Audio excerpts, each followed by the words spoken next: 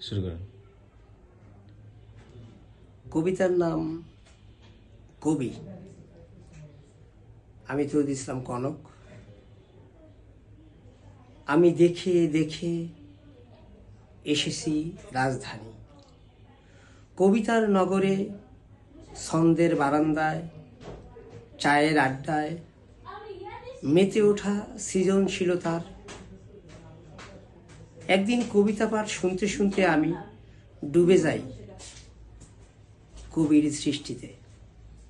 কখনো কবিতার দীর্ঘ লাইন হেঁটে, কখনো গল্পের পৃষ্ঠা উল্টিয়ে সাঁতার কেটে একটু জ্ঞানী হয়ে উঠি। বুঝে নেই একজন কবিকে। তারপর থেকে রাত আসে, দিন চলে যায়, জড়াই পরিবারের কাচারি ঘরের মাঝে।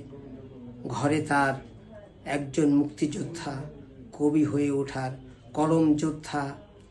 মুহুমুহু হাততালিতে শালিকের ডাক শুনি, কিচির মিচির ধ্বনিতে, স্বপ্ন মাখা চোখে তার জন্মদিনে শুভেচ্ছা মেখে জেগে ওঠে আমার কবিতা।